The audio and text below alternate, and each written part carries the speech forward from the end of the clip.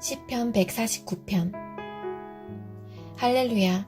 새 노래로 주님께 노래하며 성도의 회중 앞에서 찬양하여라. 이스라엘아, 창조주를 모시고 기뻐하여라. 시온의 주민아, 너희의 임금님을 모시고 큰 소리로 즐거워하여라. 춤을 추면서 그 이름을 찬양하여라. 소구치고 수금을 타면서 노래하여라. 주님께서 당신의 백성을 보시고 기뻐하신다. 눌림받는 약한 사람에게 승리의 영광을 안겨주신다. 성도들아, 이 영광을 크게 기뻐하여라. 잠자리에 들어서도 기뻐하며 노래하여라. 성도들의 입에는 하나님께 드릴 찬양이 가득하고 그 손에는 두 날을 가진 칼이 들려있어 문 나라에게 복수하고 문 민족을 철저히 심판한다.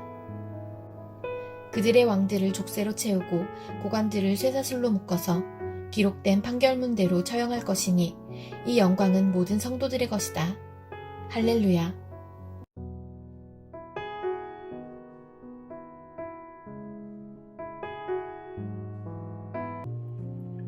다니엘 6장.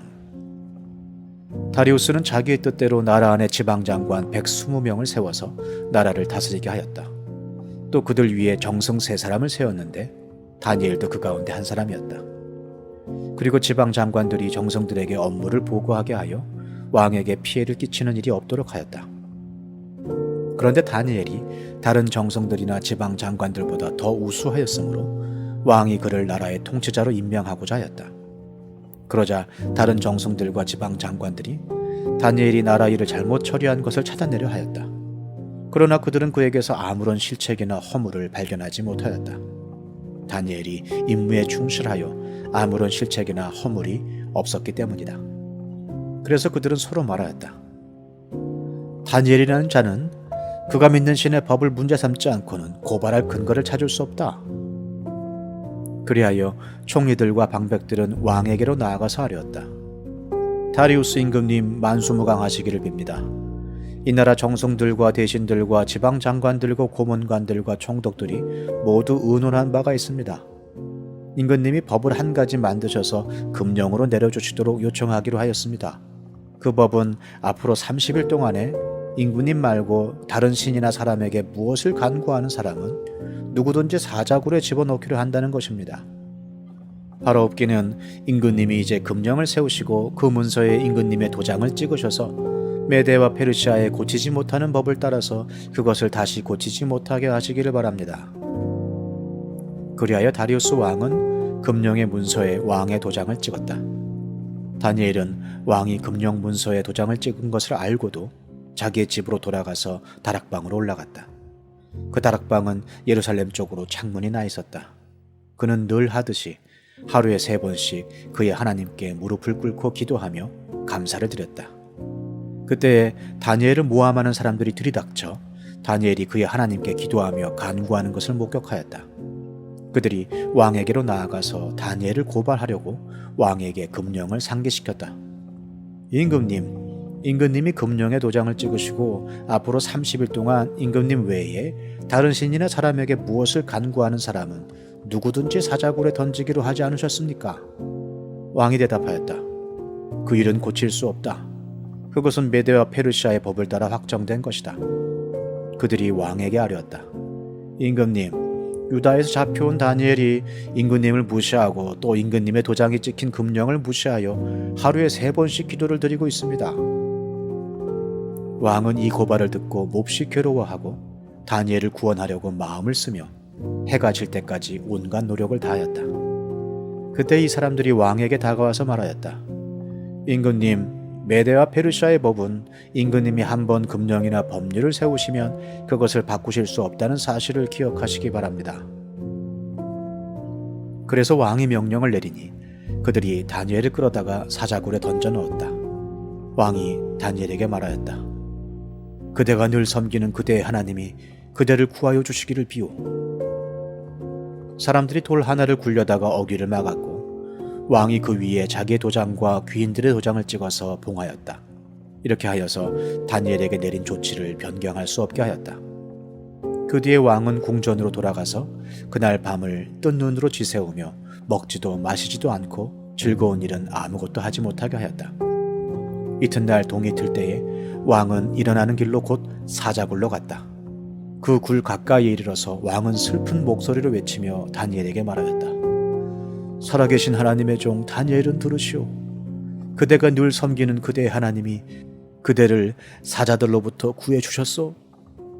다니엘이 왕에게 아뢰었다. 임금님의 만수무강을 빕니다. 나의 하나님이 천사를 보내셔서 사자들의 입을 막으셨으므로 사자들이 나를 해치지 못하였습니다. 그것은 하나님 앞에서 나에게는 죄가 없다는 사실이 드러났기 때문입니다. 임금님, 저는 임금님께도 죄를 짓지 않았습니다. 왕이 매우 기뻐하면서 다니엘을 굴에서 끌어올리도록 명령하니 사람들이 다니엘을 굴에서 끌어올렸다. 그가 자기 하나님을 신뢰하였기 때문에 그에게서는 아무런 상처도 찾아볼 수 없었다. 왕이 명령을 내려서 다니엘을 헐뜯은 사람들을 데려오게 하고 그들과 그 자식들과 아내들을 사자굴에 던져 넣으니 그들이 굴 밑바닥에 닿기도 전에 사자들이 그들을 움켜서 그 뼈까지 부서뜨렸다.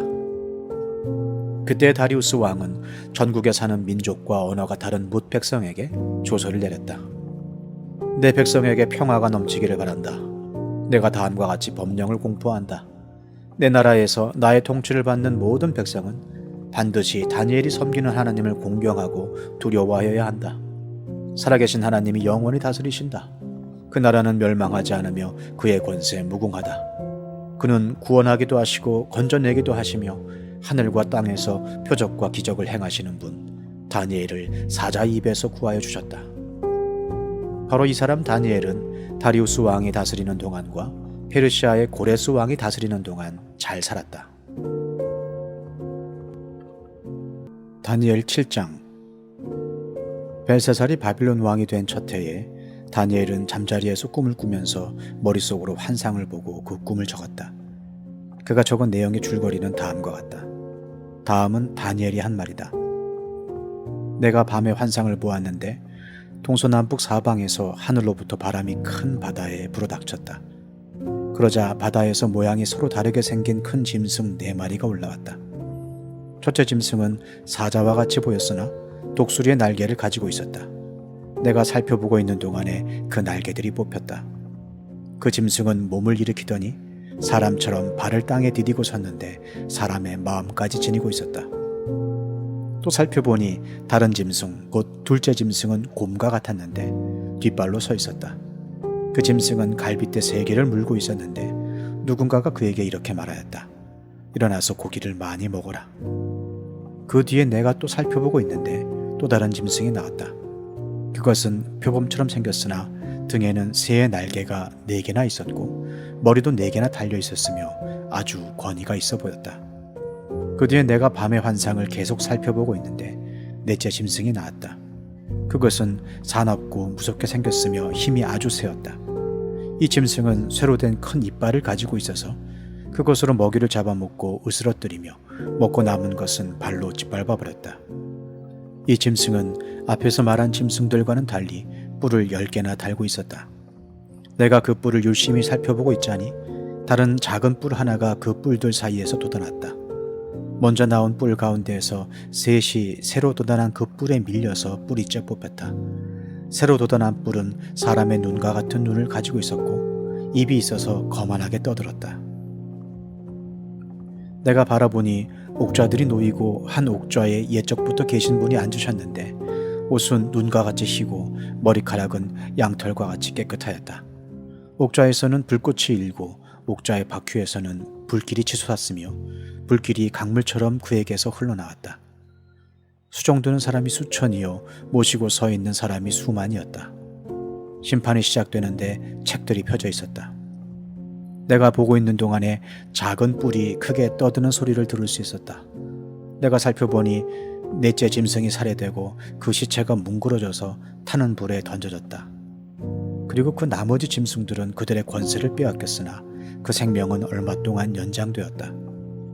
내가 밤에 이러한 환상을 보고 있을 때에 인자 같은 이가 오는데 하늘 구름을 타고 와서 옛적부터 계신 분에게로 나아가 그 앞에 섰다. 옛부터 계신 분이 그에게 권세와 영광과 나라를 주셔서 민족과 언어가 다른 뭇 백성이 그를 경배하게 하셨다. 그 권세는 영원한 권세여서 옮겨가지 않을 것이며 그 나라가 멸망하지 않을 것이다.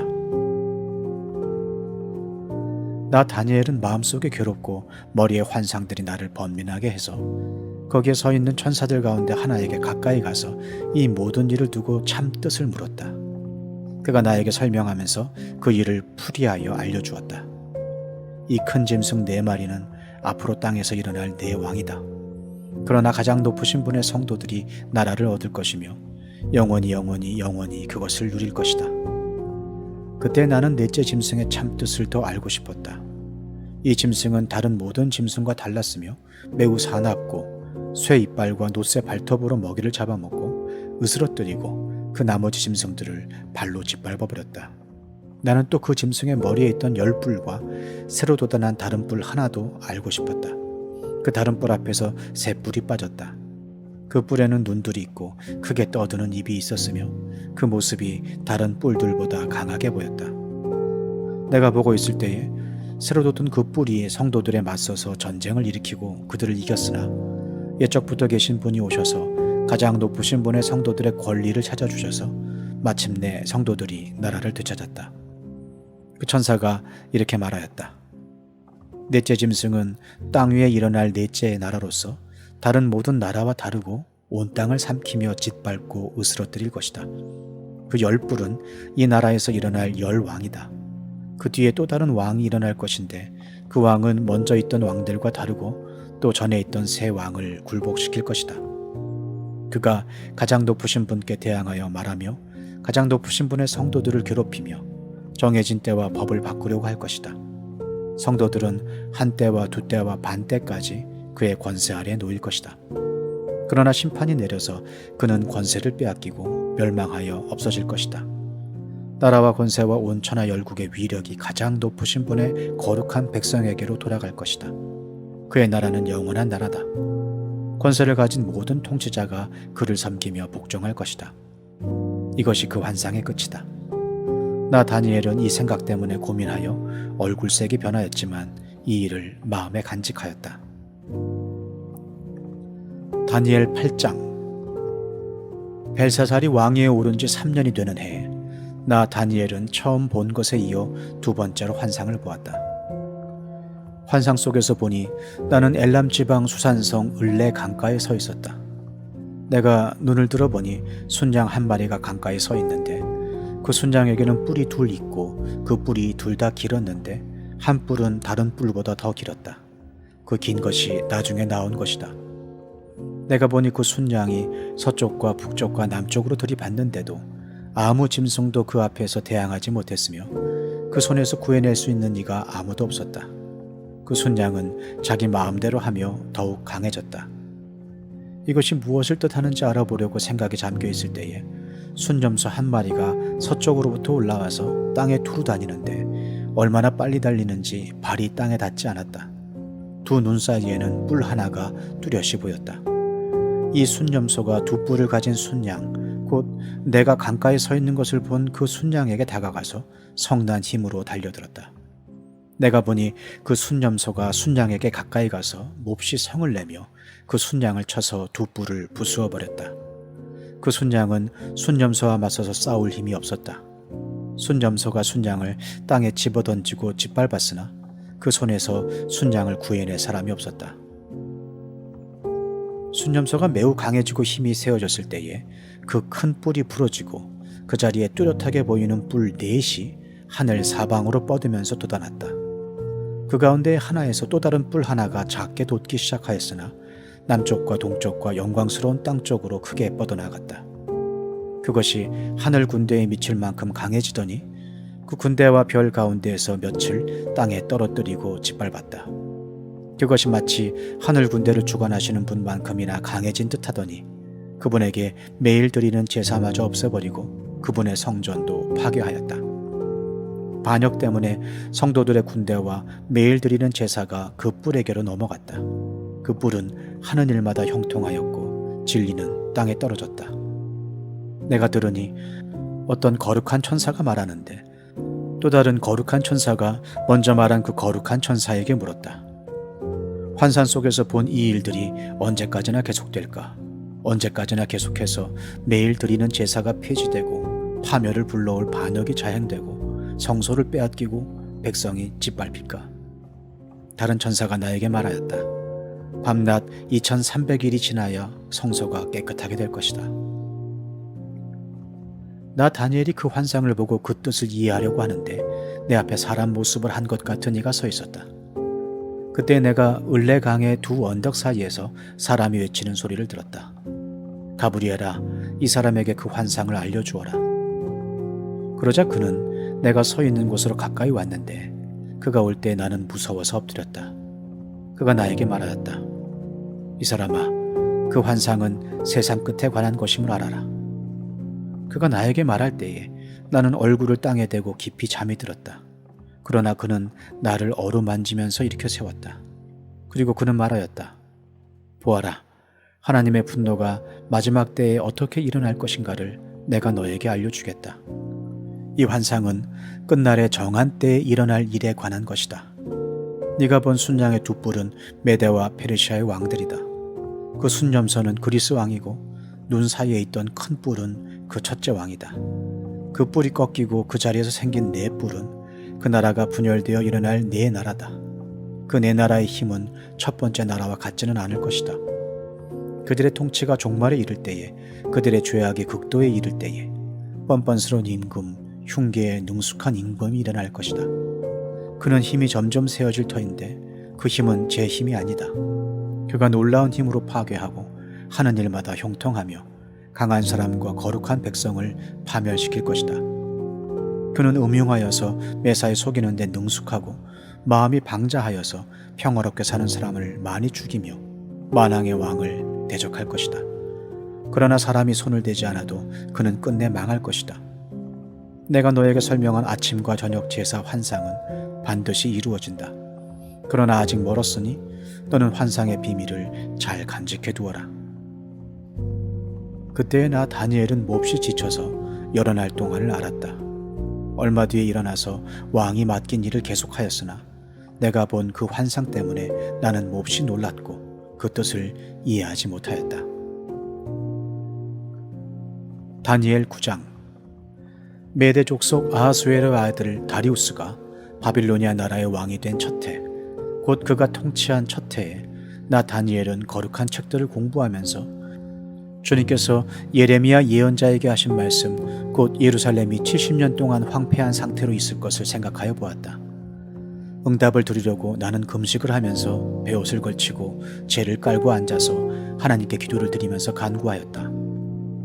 나는 주 나의 하나님께 기도하면서 백성의 죄를 고백하고 아뢰었다. 위대하시고 두려우신 주 하나님, 하나님을 사랑하며 하나님의 계명을 지키는 사람들에게 언약과 인자를 베푸시는 하나님, 우리가 죄를 짓고 잘못을 저질렀습니다. 악한 일을 저지르며 반역하며 주님의 계명과 명령을 떠나서 살았습니다. 우리는 주님의 종 예언자들이 주님의 이름으로 우리의 왕과 지도자와 조상과 모든 백성에게 말하는 것을 듣지 않았습니다. 주님께서는 언제나 의로우십니다. 그러나 우리는 오늘처럼 낯뜨거운 수치를 당합니다. 유다에 사는 사람이나 예루살렘에 사는 주민이나 가까운 데나 먼 데 곧 이스라엘 사람으로서 흩어져 사는 사람이 주님께서 쫓아내신 그 모든 땅에서 수치를 당하고 있습니다.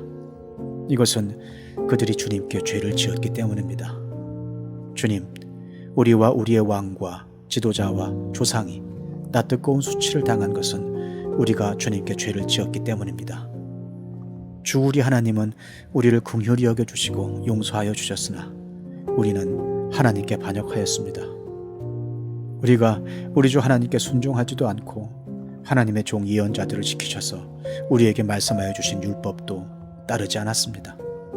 참으로 온 이스라엘이 주님께 순종하지 않고 주님의 율법을 어기고 벗어났으므로 하나님의 종 모세의 율법에 기록된 벌과 저주가 우리에게 내렸습니다. 이것은 우리가 주님께 죄를 지었기 때문입니다.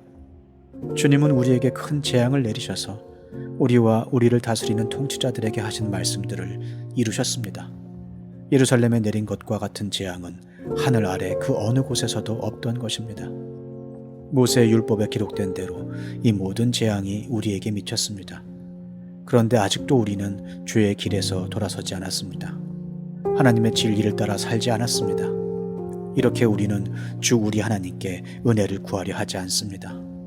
주님께서 재앙을 간직해 두셨다가 우리에게 미치게 하신 것은 주 우리 하나님이 하시는 모든 일은 의로우신데 우리가 말씀에 순종하지 않은 까닭입니다. 강한 손으로 주님의 백성을 이집트 땅에서 인도하여 내시고 오늘과 같은 명성을 얻으신 주 우리 하나님, 우리가 죄를 짓고 악한 일을 저질렀습니다. 주님께서 지난날에 우리를 구하여 주셨으니 이제 주님의 성 예루살렘 곧 주님의 거룩한 산으로부터 주님의 분노를 떠나게 해 주십시오. 우리의 죄와 우리 조상의 죄악 때문에 예루살렘과 주님의 백성이 우리 주위에 있는 민족들에게 멸시를 받습니다. 우리 하나님, 이제 주님의 종의 기도와 간구를 들어주십시오. 무너진 주님의 성전을 복구하여 주십시오. 성전을 복구하셔서 주님만이 하나님이시라는 것을 모두가 알게 해 주십시오. 나의 하나님, 귀를 기울이시고 들어주십시오. 눈을 크게 뜨시고 우리가 황폐해진 것과 주님의 이름을 빛내던 이 도성의 고통을 굽어보아 주십시오. 우리가 이렇게 주님께 간구하는 것은 우리가 잘나서가 아니고 주님께서 자비하시기 때문입니다. 주님, 들어주십시오. 주님, 용서하여 주십시오. 주님께서 들어주시고 이루어 주십시오. 나의 하나님, 만민이 주님께서 하나님이심을 알아야 하니 지체하지 마십시오. 이 도성과 이 백성이 주님의 것이기 때문입니다. 내가 아직 아뢰어 기도하면서 나의 죄와 이 백성 이스라엘의 죄를 자백하고 나의 하나님의 거룩한 산 성전을 다시 회복시켜 주시기를 주 나의 하나님께 간구할 때에, 내가 이렇게 기도드리면서 아뢰을 때에 지난번에 환상에서 본 가브리엘이 내가 있는 곳으로 급히 날아왔다. 저녁 제사를 드릴 때였다. 그가 나에게 와서 설명해 주었다. 다니엘아, 내가 이제 너에게 지혜와 통찰력을 주려고 한다. 네가 간구하자마자 곧 응답이 있었다. 그 응답을 이제 내가 너에게 알려주려고 왔다. 네가 크게 사랑을 받고 있기 때문이다. 그러므로 그 말씀을 잘 생각하고 그 환상의 뜻을 깨닫도록 하여라. 하나님께서 너의 백성과 거룩한 도성에 71회의 기한을 정하셨다. 이 기간이 지나가야 반역이 그치고 죄가 끝나고 속죄가 이루어지고 하나님이 영원한 의를 세우시고 환상에서 보이신 것과 예언의 말씀을 이루시고 가장 거룩한 곳에 기름을 부으며 거룩하게 구별하실 것이다. 그러므로 너는 다음과 같은 사실을 깨달아 알아야 한다. 예루살렘을 보수하고 재건하라는 말씀이 내린 때로부터 기름을 부어서 세운 왕이 오기까지는 7일회가 지나갈 것이다. 그리고 62일회 동안 예루살렘이 재건되어서 거리와 성곽이 완성될 것이나 이 기간은 괴로운 기간일 것이다. 62일회가 지난 다음에 기름을 부어서 세운 왕이 부당하게 살해되고 아무도 그의 임무를 이어받지 못할 것이다. 한 통치자의 군대가 침략해 들어와서 성읍과 성전을 파괴할 것이다. 홍수에 침몰되듯 성읍이 종말을 맞을 것이다. 피할 수 없는 전쟁이 끝까지 계속되어 성읍이 황폐하게 될 것이다. 침략하여 들어온 그 통치자는 못 백성과 더불어 한 일회 동안의 굳은 언약을 맺을 것이다. 그리고 한 일회의 반이 지날 때에 그 통치자는 희생제사와 예물 드리는 일을 금할 것이다. 그 대신에 성전의 가장 높은 곳에 흉측한 우상을 세울 것인데 그것을 거기에 세운 사람이 하나님이 정하신 끝날을 맞이할 때까지 그것이 거기에 서 있을 것이다.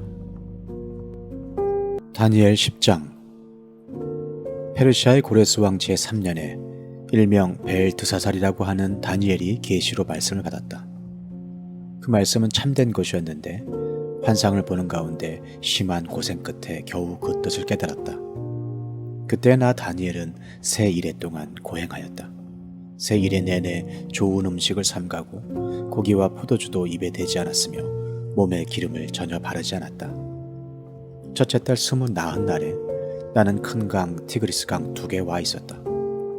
그때 내가 눈을 떠서 보니 한 사람이 모시 옷을 입고 우바스의 금으로 만든 띠로 허리를 동이고 있었다.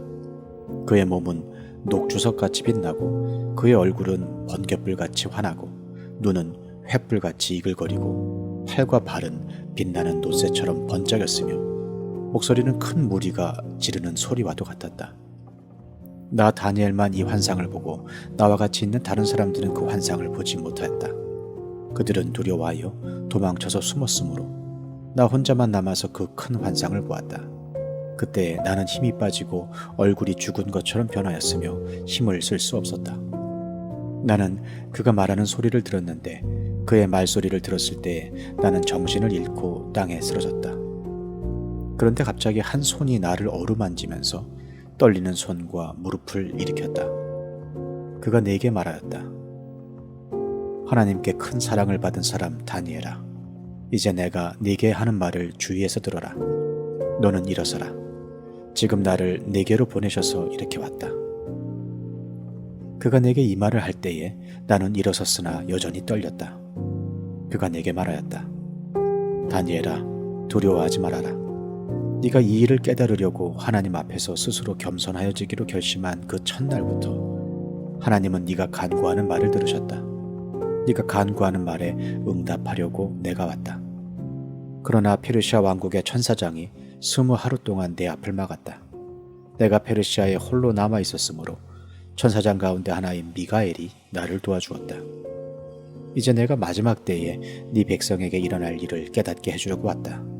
이 환상은 앞으로 일어날 일을 보여주는 것이다. 그가 내게 이런 말을 할 때에 나는 얼굴을 땅에 대고 엉어리처럼 엎드려 있었다. 그런데 갑자기 사람처럼 생긴 이가 나의 입술을 어루만졌다. 내가 입을 열어서 내 앞에 서 있는 이에게 말하였다.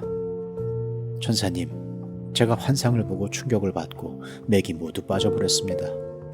이제 힘이 다 빠져버리고 숨도 막힐 지경인데 천사님의 종인 제가 감히 어떻게 천사님께 말씀을 드리겠습니까? 사람처럼 생긴 이가 다시 나를 어루만지시며 나를 강하게 하였다. 그리고 그가 말하였다. 하나님이 사랑하는 사람아, 두려워하지 말아라. 평안하여라. 강건하고 강건하여라. 그가 내게 하는 말을 들을 때에 내게 힘이 솟았다. 내가 말하였다. 천사님이 나를 강하게 해주셨으니 이제 내게 하실 말씀을 해주시기 바랍니다. 그가 말하였다. 너는 내가 왜 네게 왔는지 아느냐? 나는 이제 돌아가서 페르시아의 천사장과 싸워야 한다. 내가 나간 다음에 그리스의 천사장이 올 것이다. 나는 진리의 책에 기록된 것을 내게 알려주려고 한다. 너희의 천사장 미가엘 외에는 아무도 나를 도와서 그들을 대적할 리가 없다. 다니엘 11장. 내가 메대 사람 다리우스 1년에 그를 강하게 하고 보호하려고 일어섰다. 이제 내가 진실을 너에게 말하겠다. 보아라. 페르시아에 또 새 왕이 일어날 것이며 그 뒤에 넷째는 다른 누구보다 큰 재물을 모을 것이다. 그가 재물을 모으고 권세를 쥐게 되면 모든 사람을 격동시켜서 그리스를 칠 것이다. 그러나 그리스에서는 용감한 왕이 일어나서 큰 권력을 쥐고 다스리면서 자기 마음대로 할 것이다. 그러나 그의 권세가 끝날 때가 되면 그의 나라가 깨어져서 천하 사방으로 나뉠 것이다.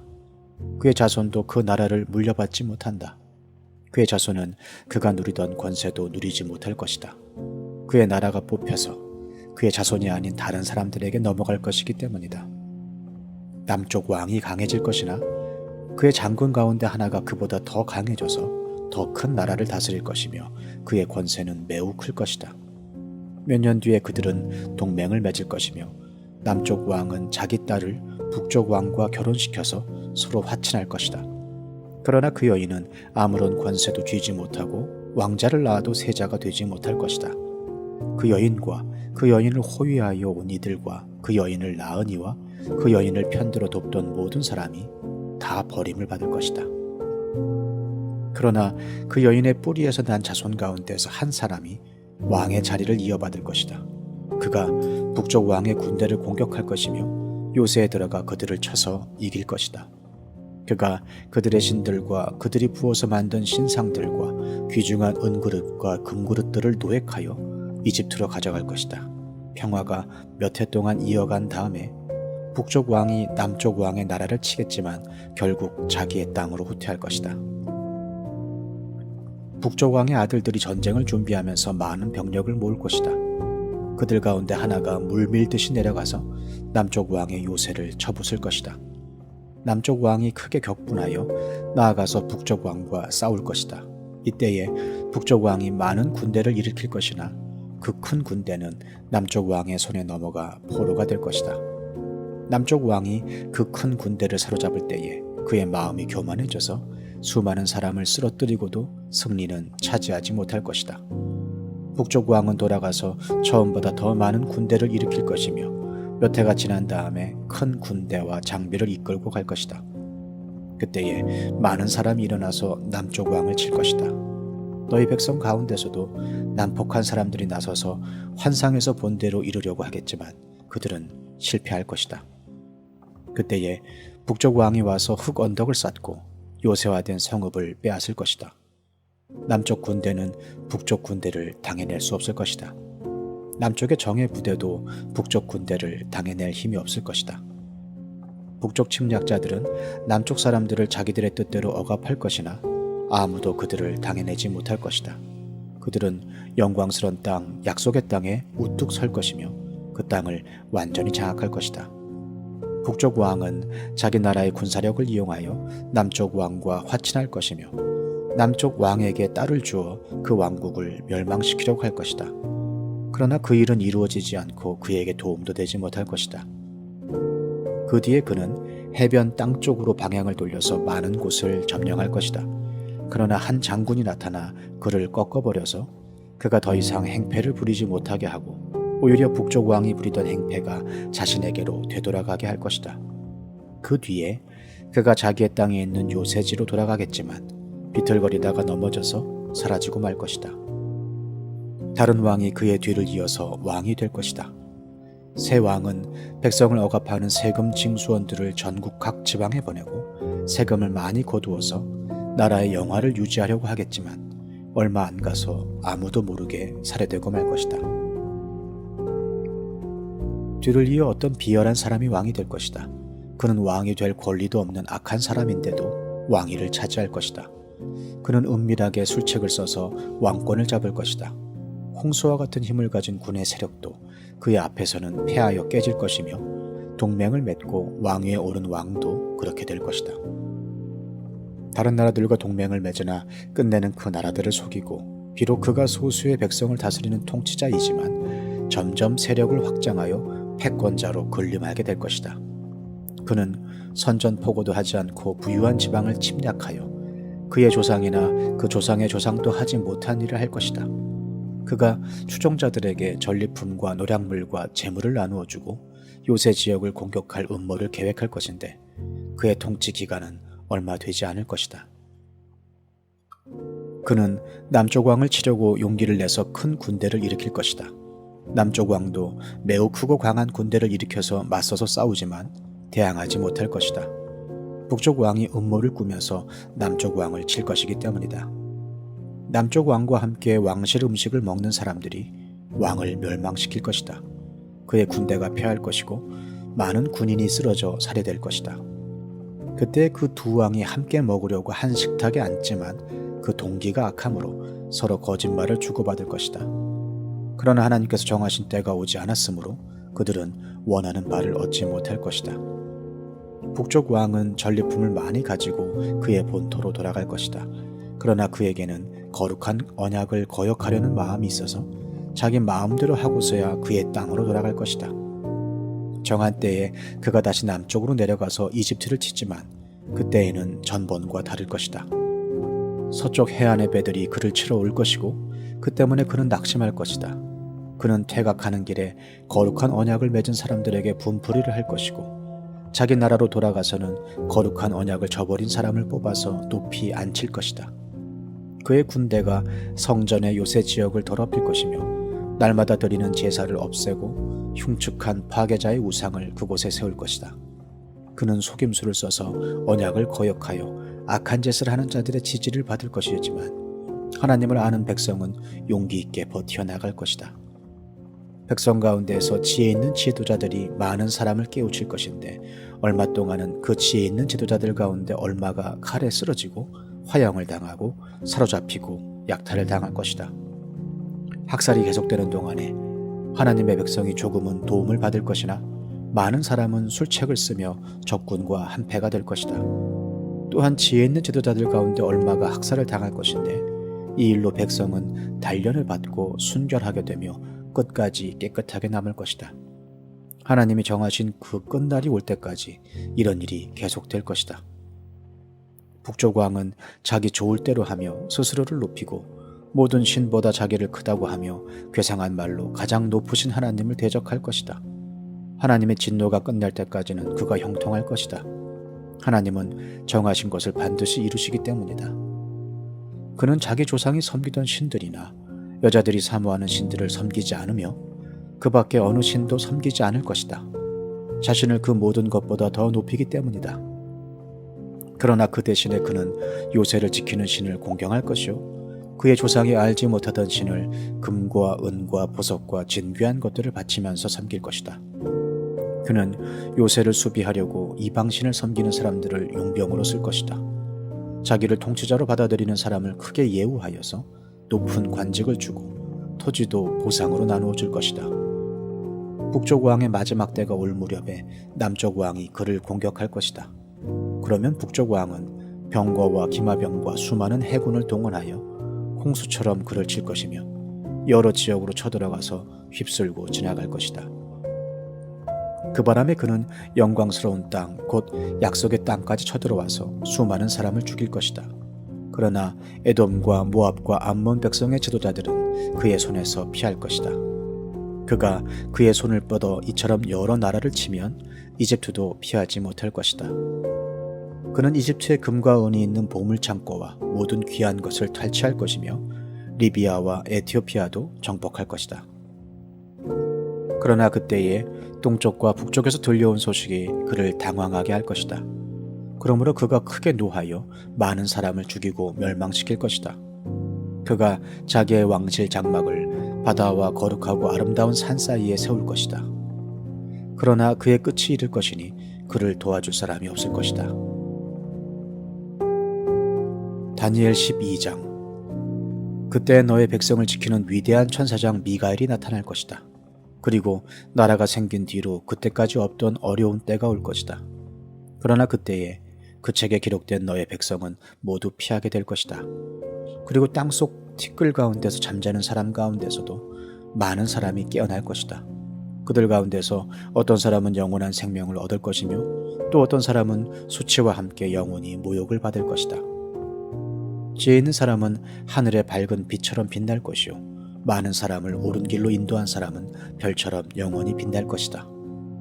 그러나 너 다니엘아, 너는 마지막 때까지 이 말씀을 은밀히 간직하고 이 책을 봉하여 두어라. 많은 사람이 이러한 지식을 얻으려고 왔다 갔다 할 것이다. 그때에 나 다니엘이 보니 다른 두 사람이 서 있는데 한 사람은 강 이쪽 언덕에 서 있고 다른 한 사람은 강 저쪽 언덕에 서 있었다. 한 사람이 모시옷을 입은 사람, 곧 강물 위쪽에 서 있는 사람에게 말하였다. 이런 놀라운 일들이 끝나기까지 얼마나 더 오래 있어야 합니까? 내가 들으니 모시옷을 입고 강물 위쪽에 있는 사람이 그의 오른손과 왼손을 하늘로 쳐들고 영원히 살아계신 분에게 맹세하면서 말하였다. 한 때와 두 때와 반 때가 지나야 한다. 거룩한 백성이 받는 핍박이 끝날 때에 이 모든 일이 다 이루어질 것이다. 나는 듣기는 하였으나 이해할 수가 없어서 물었다. 천사님, 이 모든 일의 결과가 어떠하겠습니까? 그가 말하였다. 다니엘아, 가거라. 이 말씀은 마지막이 올 때까지 은밀하게 간직되고 감추어질 것이다. 많은 사람이 깨끗해질 것이다. 그러나 악한 사람들은 이해하지 못하고 계속 악해질 것이다.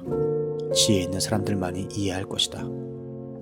날마다 드리는 제사가 없어지고 혐오감을 주는 흉측한 것이 세워질 때부터 1290일이 지나갈 것이다. 1350일이 지나가기까지 기다리면서 참는 사람은 복이 있을 것이다. 너 다니엘아, 너는 끝까지 신실하여라. 너는 죽겠지만 끝날에는 네가 일어나서 네게 돌아올 보상을 받을 것이다.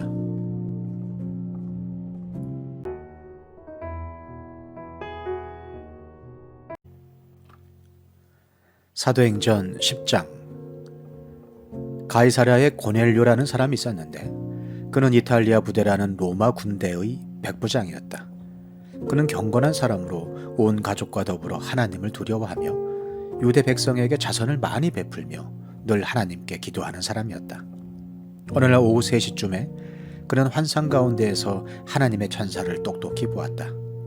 그가 보니 천사가 자기에게로 들어와서 고넬료야 하고 말을 하는 것이었다. 고넬료가 천사를 주시하여 보고 두려워서 물었다. 천사님, 무슨 일입니까? 천사가 대답하였다. 네 기도와 자선 행위가 하나님 앞에 상달되어서 하나님께서 기억하고 계신다.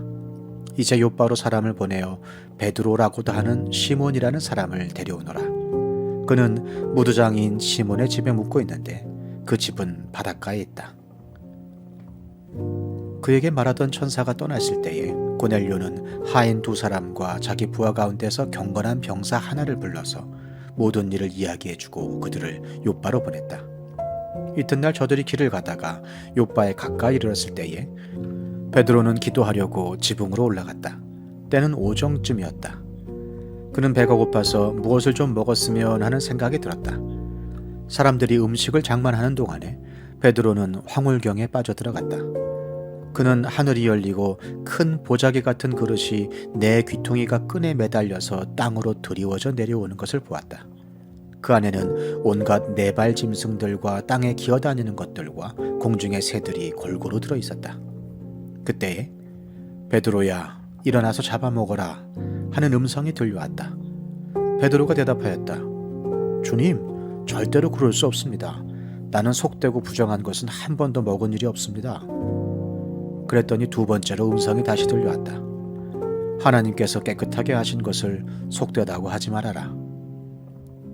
이런 일이 3번 있은 뒤에 그 그릇은 갑자기 하늘로 들려서 올라갔다.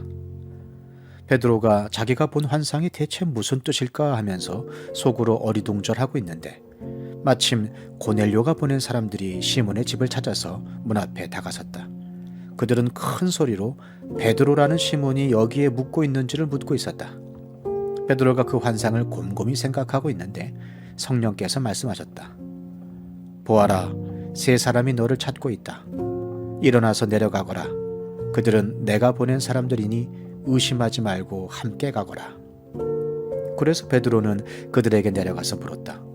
보시오, 내가 당신들이 찾고 있는 사람이요. 무슨 일로 오셨소? 그들은 베드로에게 대답하였다. 고넬료라는 백부장이 보내서 왔습니다. 그는 의로운 사람이요 하나님을 두려워하는 사람입니다. 그는 온 유대 백성에게 존경을 받고 있습니다. 그는 사람을 보내어 당신을 집으로 모셔다가 말씀을 들으라는 지시를 거룩한 천사에게서 받았습니다.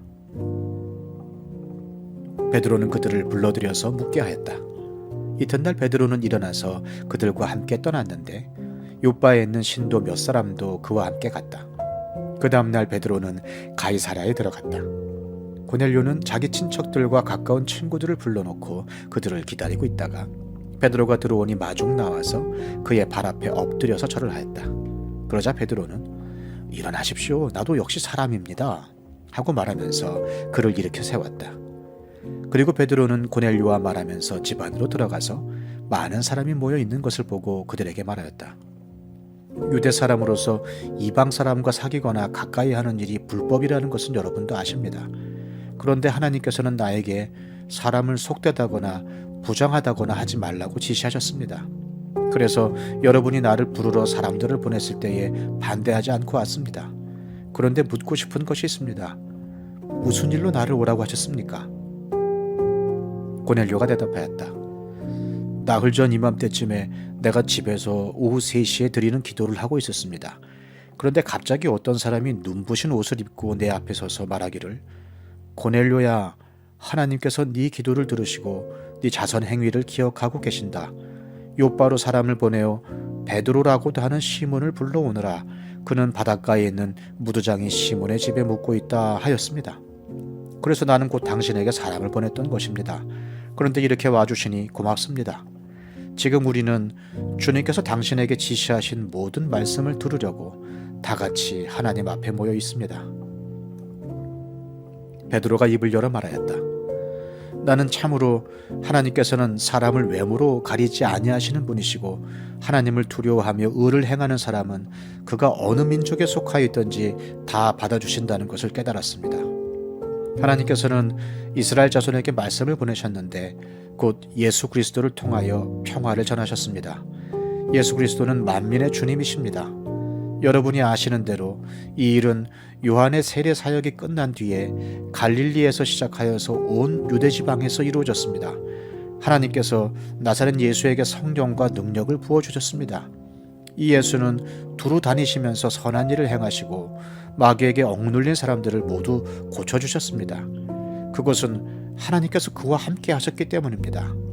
우리는 예수께서 유대 지방과 예루살렘에서 행하신 모든 일의 증인입니다. 사람들이 그를 나무에 달아 죽였지만 하나님께서 그를 사흘날에 살리시고 나타나 보이게 해주셨습니다.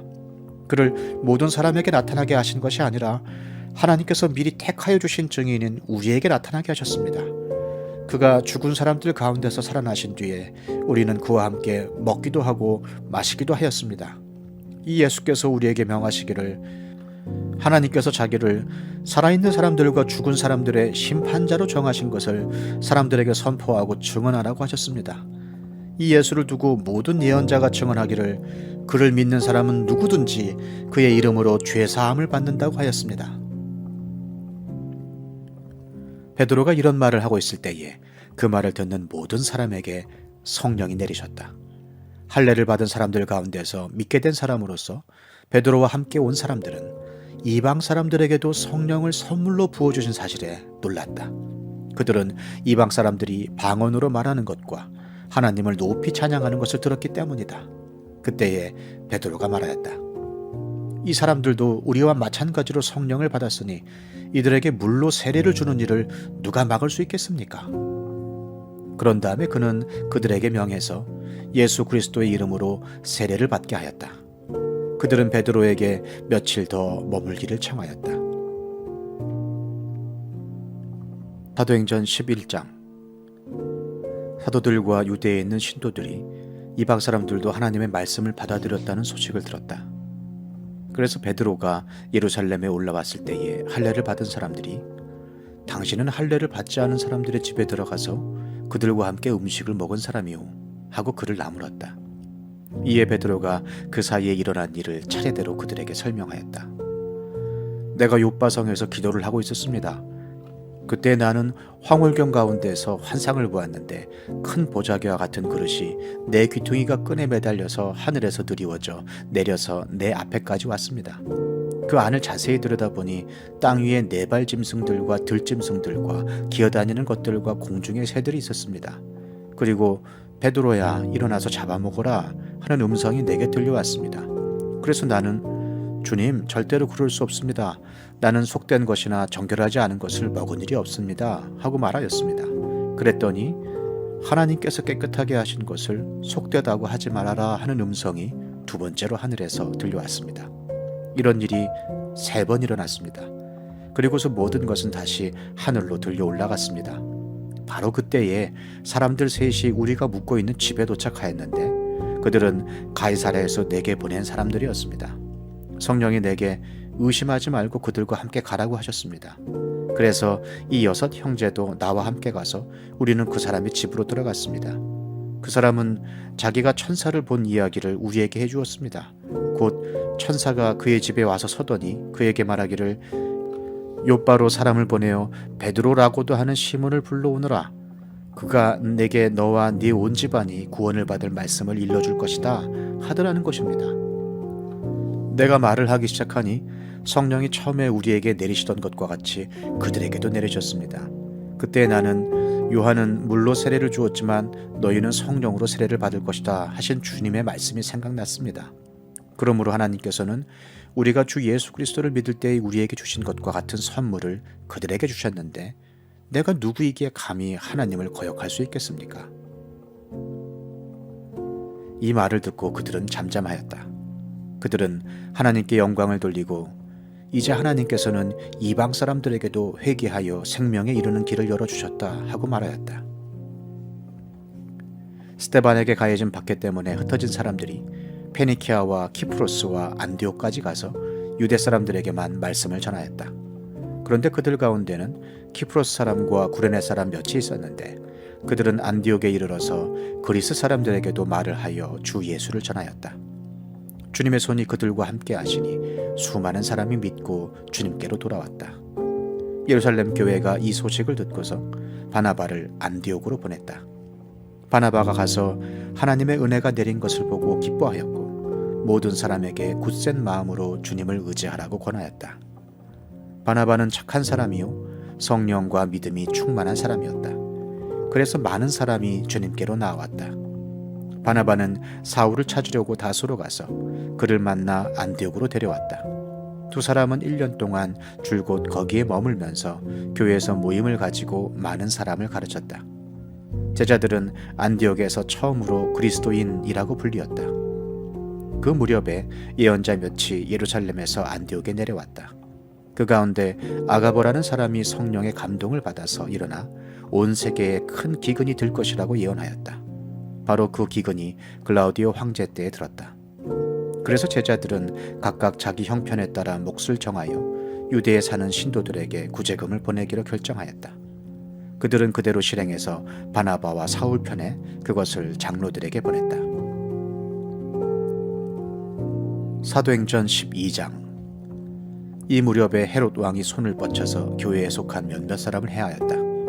그는 먼저 요한과 형제가 아닌 야고보를 칼로 죽였다. 헤롯은 유대 사람들이 이 일을 기뻐하는 것을 보고 이제는 베드로까지 잡으려고 하였다. 때는 무교절 기간이었다. 그는 베드로도 잡아서 감옥에 가두고 4명으로 짠 경비병 4패에게 맡겨서 지키게 하였다.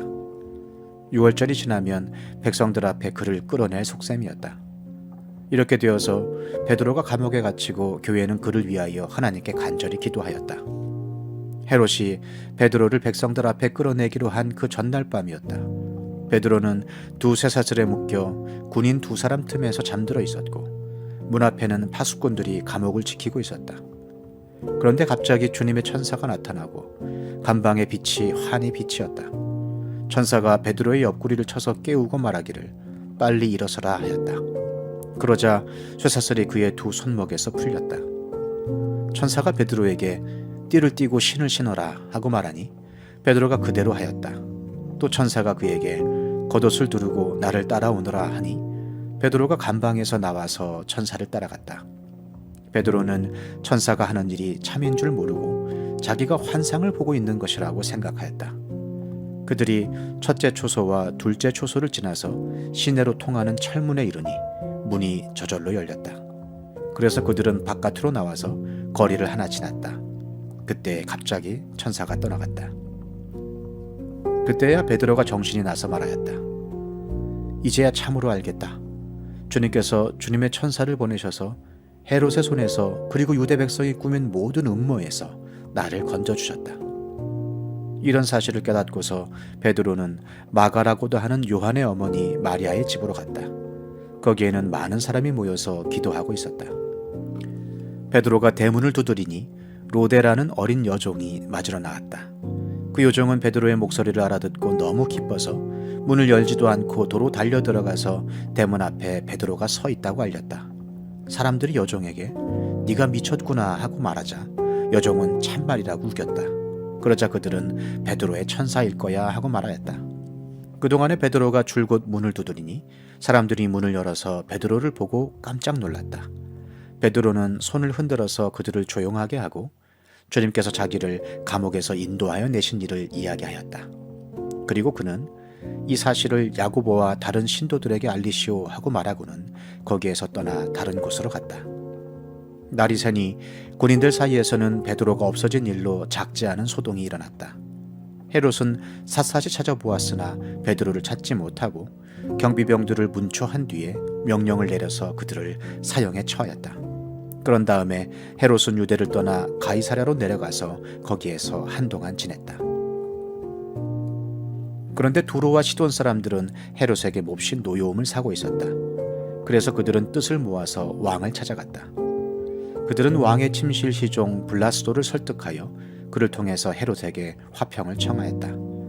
그들의 지방이 왕의 영토에서 식량을 공급받고 있었으므로 이렇게 할 수밖에 없었다. 지정된 날에 헤롯이 용포를 걸쳐 입고 왕좌에 자정하여 그들에게 연설하였다. 그때의 군중이 신의 소리다, 사람의 소리가 아니다 하고 외쳤다. 그러자 즉시로 주님의 천사가 헤롯을 내리쳤다. 헤롯이 하나님께 영광을 돌리지 않았기 때문이다. 그는 벌레에게 먹혀서 죽고 말았다. 하나님의 말씀이 점점 더 널리 퍼지고 믿는 사람이 많아졌다. 바나바와 사울은 그들의 사명을 마치고 마가라고도 하는 요한을 데리고 예루살렘에서 돌아갔다.